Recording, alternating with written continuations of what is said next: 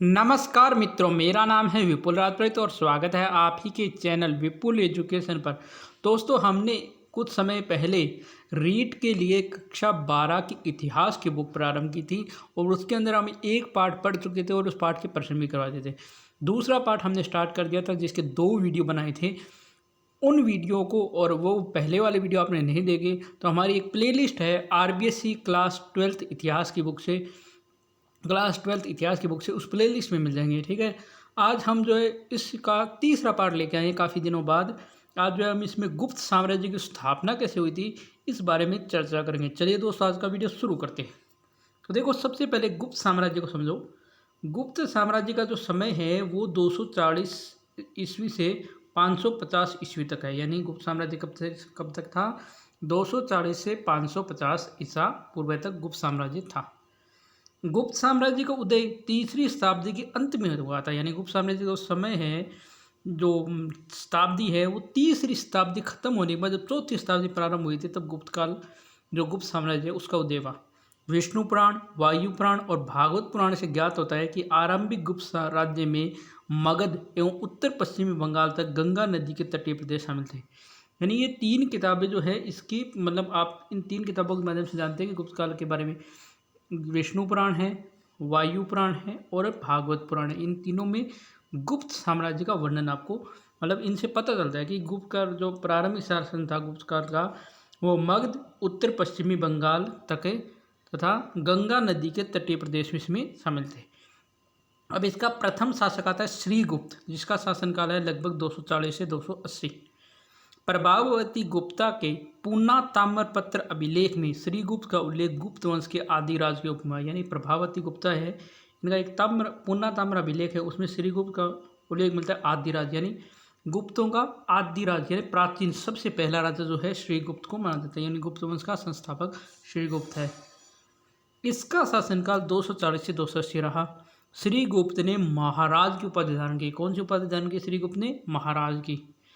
श्रीगुप्त स्वतंत्र शासक ने होकर संभवतः किसी शासन के अंतर्गत सामंत थे। यानी ये खुद का मतलब राजा नहीं था, ये किसी शासक के नीचे सामंत था। तो ये था श्रीगुप्त।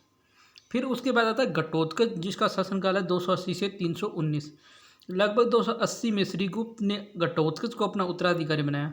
इसने भी महाराज की उपाधि धारण की। प्रभावती गुप्ता के पूना व रिद्धपुर ताम्र अभिलेखों में घटोत्कच को गुप्त वंश का प्रथम राजा बताया है। यानी अगर हम प्रथम राजा की बात करें कि गुप्त वंश का प्रथम राजा घटोत्कच को कहाँ बताया गया, तो एक तो प्रभावती गुप्ता का पुनःअभिलेख और एक रिद्धपुर ताम्र अभिलेख जो है, यहाँ पर घटोत्कच को गुप्तों का प्रथम राजा बताया गया है। इसका राज्य संभवतः मगध के आसपास तक सीमित था। इसने 319 ईस्वी तक शासन किया था। यानी इसका जो शासन है वो मगध के आसपास रहा और बढ़ा नहीं, और इसने 319 तक शासन किया। 2 शासक हमने पढ़ लिए। पहला श्रीगुप्त 240 से 280। उसकी एक बात आपको याद रखनी है कि श्रीगुप्त का जो उल्लेख है ये गुप्त वंश के आदि राज के रूप में होता है। कहाँ? प्रभावती गुप्ता के पूना ताम्र अभिलेख में। और इसने महाराज की उपाधि धारण की। घटोत्कच ने का जो है इसे गुप्त वंश का प्रथम राजा बताया जाता है, प्रभावती गुप्ता के पूना व रिद्धपुर ताम्र अभिलेख के अनुसार। अब आता है चंद्रगुप्त प्रथम, जो कि 319 से 350 शासन करता है। घटोत्कच के उत्तराधिकारी के रूप में सिंहासनारूढ़ चंद्रगुप्त प्रथम एक प्रतापी राजा था। उसने उस समय के प्रसिद्ध लिच्छवी कुल की कन्या कुमार देवी से विवाह किया था। यानी जो चंद्रगुप्त फर्स्ट है, इसने उस समय का प्रसिद्ध वंश था लिच्छवी कुल, उसकी कन्या कुमार देवी से विवाह किया। इस विवाह के उपरांत गुप्त वंश की प्रसिद्धि बढ़ने लगी। उसने महाराजा धीराज की उपाधि धारण की। यानी सबसे पहले गुप्त वंश में महाराजा धीराज की उपाधि किसने धारण की? चंद्रगुप्त प्रथम ने, जो प्राय सर्वोच्च शासन की प्रयोग की जाती थी। चंद्रगुप्त प्रथम ने एक संवत गुप्त संवत के नाम से चलाया। अब ये भी आप ध्यान रखना है कि गुप्त संवत किसने चलाया था? चंद्रगुप्त प्रथम ने। 319 से 320 के बीच में चलाया गया था। ये चंद्रगुप्त की बातें हैं। अब चंद्रगुप्त के बाद आता है समुद्रगुप्त। चंद्रगुप्त प्रथम के बाद उसका पुत्र समुद्रगुप्त राजगद्दी पर बैठता है। समुद्रगुप्त के दरबार में एक प्रसिद्ध कवि हरिसेन रहता था। यानी हरिसेन जो है प्रसिद्ध कवि था, वो समुद्रगुप्त के दरबार में रहता था, जिसने प्रयाग प्रशस्ति लेख में समुद्रगुप्त के विजयों का अभियानों को लिखे। यानी जो एक प्रयाग प्रशस्ति अभिलेख है, अभी ऊपर देखो यहाँ पर एक चित्र है, ये रहा प्रयाग प्रशस्ति अभिलेख। इस अभिलेख में जो है प्रयाग स्तंभ अभिलेख है, इस अभिलेख में हरिसेन ने समुद्रगुप्त के जितने भी विजय हुए उनका वर्णन किया है। यह अभिलेख उसी स्तंभ पर उत्कीर्ण है जिस पर अशोक का स्तंभ लेख है। इसने अपने विजयों की उद्घोषणा हेतु अश्वमेध यज्ञ संपन्न करवाया था, यानी इसने अपने विजयों की घोषणा करने के लिए एक अश्वमेध यज्ञ भी करवाया था। समुद्रगुप्त के प्राप्त सिक्कों में कुछ पर अश्वमेध पराक्रम लिखा मिलता है, यानी समुद्रगुप्त ने जो भी सिक्के चलाए थे उसके ऊपर कुछ सिक्कों पर लिखा पड़ता है अश्वमेध पराक्रम। प्रयाग स्तंभ अभिलेख जो इलाहाबाद यूपी में विद्यमान है, गुप्त काल का एक महत्वपूर्ण ऐतिहासिक स्रोत है। यानी ये जो प्रयाग स्तंभ अभिलेख है जो वर्तमान में यूपी के इलाहाबाद जो वर्तमान प्रयागराज है उसमें है, गुप्त काल का एक महत्वपूर्ण ऐतिहासिक स्रोत है जिसमें समुद्रगुप्त के राज्याभिषेक, दिग्विजय और व्यक्तित्व पर विशद प्रकाश, यानी उसका वर्णन किया गया। समुद्रगुप्त का राज्याभिषेक कैसे हुआ, उसने दिग्विजय कैसे की, उसका व्यक्तित्व कैसा था, इस सारा का जो वर्णन है वो प्रयाग स्तंभ अभिलेख में है। कई अधिकारियों के पदों व नामों के उल्लेख भी और गुप्त काल शासन व्यवस्था भी इसमें मिलती है। आलंकारिक संस्कृत भाषा, ब्राह्मी लिपि और चंपू शैली तात्कालिक समृद्ध साहित्य की प्रगति प्रतीक है। यानी इसमें संस्कृत भाषा थी, ब्राह्मी लिपि थी और चंपू शैली थी। चंपू मतलब गद्य और पद्य शामिल। प्रयाग प्रशस्ति में समुद्रगुप्त को कविराज, गायन व संगीत में दक्षता में गुरु, तंबूर व नारद को लज्जित करने वाला, लाख गायों का दानी, उच्च कोटि का विद्वान, विद्या का संरक्षक एवं धर्म का प्राचीर कहा गया। यानी ये सारे नाम समुद्रगुप्त के ये प्रयाग स्तंभ अभिलेख में है कि इसको कविराज कहा गया है, इसको गायन व संगीत में दक्षता में गुरु तुम्बुरु कहा गया है, तुम बैरू, नारद को लज्जित करने वाला, लाख गायों का दानी, उच्च कोटि का विद्वान, विद्या का संरक्षक और धर्म का प्राचीर कहा गया। एरन अभिलेख में उसे पराक्रम तथा विजय का स्रोत भी कहा गया। अश्वमेध प्रकार व वीणा बजाते सिक्के आदि से समुद्रगुप्त के विद्वान, संगीतज्ञ, गायक, दानी, धर्मनिष्ठ, पराक्रमी, विनयशील और विद्याकांक्षी आदि गुणों का पता चलता है। यानी समुद्रगुप्त जो है उसके जो सिक्के हैं उस पर एक तो अश्वमेध यज्ञ का लिखता है, एक पर वो वीणा बजाते हुए दिखाया जाता है, तो उससे पता चलता है कि वो कितना संगीतज्ञ था, कितना ज्ञानी था, कितना दानी था, कितना धर्मनिष्ठ था, कितना पराक्रमी था। श्रीलंका के राजा मेघवर्मन ने कुछ उपहार भेजकर समुद्रगुप्त से गया में एक बौद्ध मंदिर बनवाने की अनुमति मांगी थी। यह श्रीलंका का राजा था मेघवर्मन, उसने कुछ भेंटें भेजी और कहा कि गया जो बिहार में है वहाँ पर एक बौद्ध मंदिर बनवाने की अनुमति मांगी। समुद्रगुप्त का साम्राज्य विस्तार कश्मीर, पश्चिमी पंजाब, पश्चिमी राजपूताना, सिंध और गुजरात के शेष सारा भारत शामिल था। समुद्रगुप्त ने भारत में एक नई युग की स्थापना की। वह अखिल भारतीय साम्राज्य के आदर्श से प्रेरित हुआ और संपूर्ण भारत को राजनीतिक एकता सूत्र में उसने बांधा। किसने? समुद्रगुप्त ने। अब देखते हैं समुद्रगुप्त की विजय। कहाँ का समुद्रगुप्त विजय करता है? समुद्रगुप्त एक महान सेनापति, कूटनीतिज्ञ, बहुआयामी प्रतिभा से युक्त यथार्थवादी व्यक्ति था। यानी बहुत बड़ा शासक था, महान शासक था, सेनापति था, बहुत बड़ा कूटनीतिज्ञ था और बहुआयामी मतलब बहुत सारी कलाओं से युक्त था और यथार्थवादी था। उसके दरबारी कवि एवं महासंधि विग्रह हरिसेन ने प्रयाग प्रशस्ति में अपने आश्रयदाता समुद्रगुप्त के पराक्रम व दिग्विजय का वर्णन किया है। उसने प्रयाग प्रशस्ति में पूरा लिखा है कि समुद्रगुप्त कैसा था।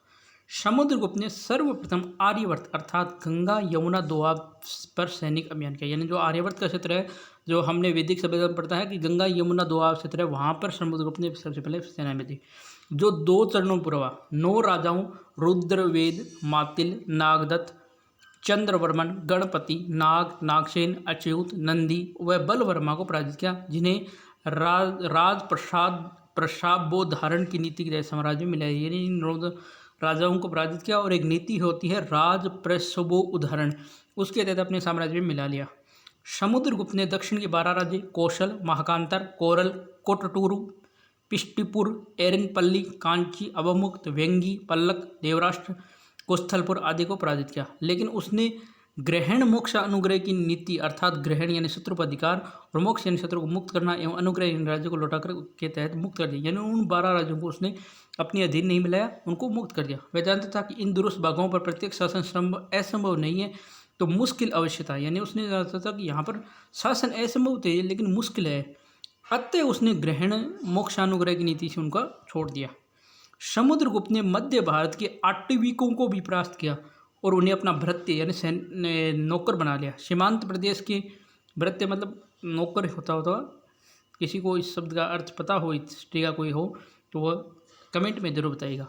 सीमांत प्रदेशों के राजतंत्रात्मक एवं गणतंत्र राज्यों में भी भयभीत होकर अधीनता स्वीकार कर ली। यानी उसके भय से अधीनता उसके अंदर आ गए, जिसका उत्तर पूर्व भारत के समतट डवाक, कामरूप, नेपाल, कृतपुर एवं पश्चिम भारत के 9 गणतंत्र राज्य आभीर, अर्जुनायन, मालव, यौध्य, मद्रक, प्राजुन, स्नाकानीन, काक व खरपरिक थे। इनके साथ ही सर्वदा ज्ञानकरण प्रणमय की नीति का अवलंबन भी किया। देवपुत्र, शाही, शाही, शक, मरुण तथा सिंहल आदि विदेशी शासकों ने समुद्रगुप्त से भयभीत होकर उसके मैत्री याचना की, यानी कि हम आपके मित्र बनना चाहते हैं।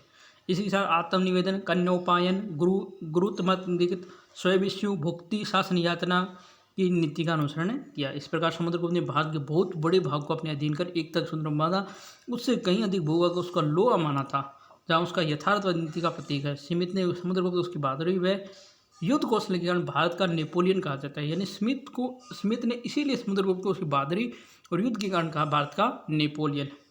ठीक है, अब देखते हैं चंद्रगुप्त सेकंड का शासन। चंद्रगुप्त सेकंड समस्त गुप्त राजाओं में समुद्रगुप्त का पुत्र चंद्रगुप्त सेकंड सर्वाधिक शौर्य एवं वीरोचित गुणों से संपन्न था। चंद्रगुप्त द्वितीय ने अपनी पुत्री प्रभावती का विवाह वाकाटक नरेश रुद्रसेन द्वितीय से किया।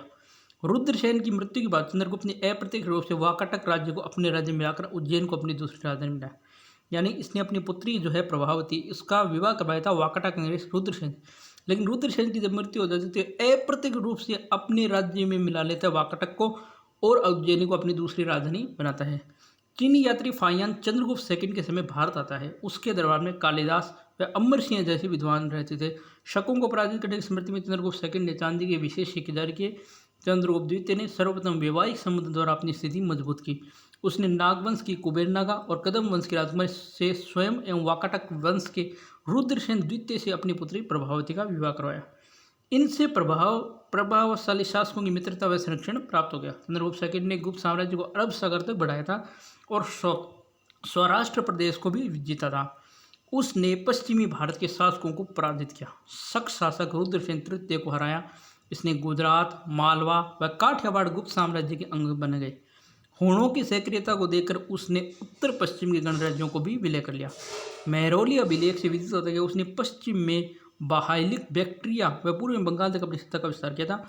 उज्जैन को दूसरी राजधानी बनाने से राज्य के समुद्री व्यापार व गुजरात प्रांत के संसाधनों में वृद्धि हुई। चंद्रगुप्त ने अपने पराक्रम व शौर्य से गुप्त साम्राज्य की सीमाओं का चतुर्दिक विकास किया और अपने यश में वृद्धि की। कुमारगुप्त प्रथम, चंद्रगुप्त सेकंड के बाद उसका बेटा कुमारगुप्त गद्दी पर बैठा। उसने बड़ी संख्या में मुद्राएं जारी कराई, यानी बहुत बड़ी संख्या में मुद्राएं जारी कराई। बयाना और मुद्रा भांड से कुमारगुप्त की करीब 623 मुद्राएं मिलती है।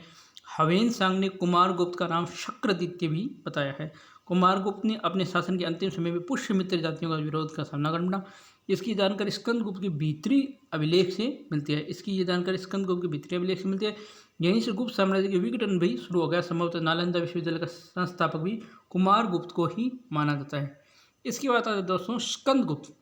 तो स्कंदगुप्त जो है कुमारगुप्त की बात आता है। स्कंदगुप्त राज्य सिंहासन बैठते ही जूनागढ़ अभिलेख में मलेच्छ के रूप में उल्लिखित हूणों के आक्रमण का सामना करना पड़ा, जिनका उल्लेख भीतरी स्तंभ लेख में भी मिलता है, जिसे स्कंदगुप्त को सफलता मिली। इसकी स्वर्ण मुद्राओं पर विक्रमादित्य की उपाधि भी मिलती है। स्कंदगुप्त ने सौराष्ट्र में प्रणदत्त को गवर्नर के रूप में नियुक्त किया। यानी इसने क्या किया, इसका जो गद्दी पर बैठा, जैसे जूनागढ़ अभिलेख में जो हूण है इस पर आक्रमण करते हैं, उनसे इसने विजय प्राप्त की। उसके बाद इसने अपना नाम विक्रमादित्य उपाधि मिलती है स्वर्ण मुद्राओं पर। स्कंदगुप्त ने सौराष्ट्र में जो प्रणदत्त था गवर्नर नियुक्त किया था, और स्कंदगुप्त ने गिरिनार पर्वत जो है वहाँ पर सुदर्शन झील का पुनरोद्धार करवाया और प्रणदत्त के पुत्र चक्रपालित को सौंप दिया, जिसने झील के किनारे एक सुंदर विष्णु मंदिर का भी निर्माण कराया। स्कंदगुप्त के शासन के प्रारंभ में गुप्त साम्राज्य आंतरिक व बाहरी समस्याओं से ग्रस्त था। स्कंदगुप्त के भीतरी स्तंभ लेख, जूनागढ़ अभिलेख और चंद्रगुप्त परिदर्शा आदि अभिलेखों व साहित्यिक स्रोतों से हूण आक्रमण एवं स्कंदगुप्त के द्वारा उनको पराजित करने का भी उल्लेख मिलता है। यह युद्ध संभवतः उत्तर पश्चिम सीमावर्ती में हुआ। स्कंदगुप्त ने बाह्य शत्रुओं, पुष्यमित्रों, हूणों को परास्त कर गुप्त साम्राज्य को भीषण संकट से बचाया। गुप्त साम्राज्य को स्थायित्व एवं व्यवस्था भी प्रदान की। इसके अतिरिक्त उसने वाकाटकों व नागवंश आक्रमण को असफल कर उनके क्षेत्रों पर भी अधिकार किया। साम्राज्य रक्षा क्षेत्र में वृद्धि की और अपने साम्राज्य को अक्षुण्ण बनाए रखने हेतु सुदृढ़ प्रशासन व्यवस्था को स्थापित करके साम्राज्य को स्थायित्व दिया।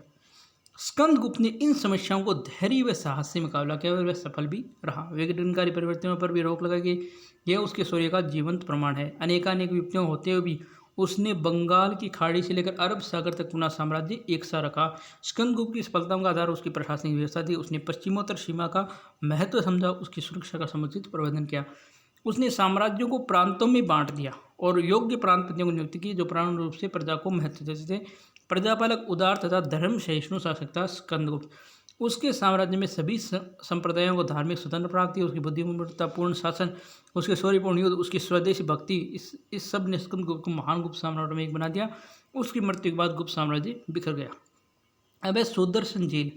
रुद्रा दमन के जूनागढ़ अभिलेख के अनुसार चंद्रगुप्त के सौराष्ट्र प्रांत के जो गवर्नर था वैश्य पुष्यगुप्त, उसने जन कल्याण हेतु एक सुदर्शन झील का निर्माण कराया और स्वयं रुद्रदमन इनकी मरम्मत कार्य करने का उल्लेख भी मिलता है। स्कंदगुप्त के जूनागढ़ अभिलेख के अनुसार भारी वर्षा के कारण टूटने से झील का जो पुण्य निर्माण है वो सौराष्ट्र प्रांत के राज्यपाल प्रणदत्त के पुत्र गिरनार के प्रशासक चक्रपालित ने करवाया था।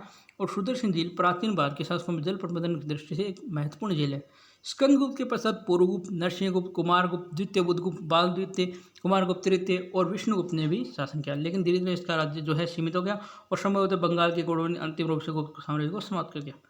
गुप्तों के पतन का मूल कारण है केंद्रीय शक्ति का दुर्बल होना। डॉक्टर हेमचंद्र रायचौधरी ने गुप्त सम्राटों को बौद्ध धर्म की ओर झुकाव से उनका पतन का कारण माना। गुप्त सम्राटों ने सैनिक शक्ति और शांतिपूर्ण विदेश नीति का पालन नहीं किया, जिसके कारण विदेशी शत्रुओं और शक्तिशाली सामंतों ने अधीन होकर उसके लाभ उठाने का अवसर मिला। ठीक है दोस्तों, तो ये गुप्त साम्राज्य की स्थापना कंप्लीट हो चुकी है। अगली जो क्लास रहेगी उसमें हम गुप्त कला का साहित्य एवं विज्ञान का जो विकास है उसको हम पूरा कर देंगे। ठीक है, अगले क्लास में। ठीक है दोस्तों, तो यह था आज का वीडियो पसंद आए तो वीडियो को लाइक करें, शेयर करें, कमेंट करें। चैनल को सब्सक्राइब नहीं किया प्लीज़ चैनल सब्सक्राइब करके बेल आइकन को प्रेस करें। धन्यवाद दोस्तों। जय हिंद, जय भारत। घर रहें, स्वस्थ रहें।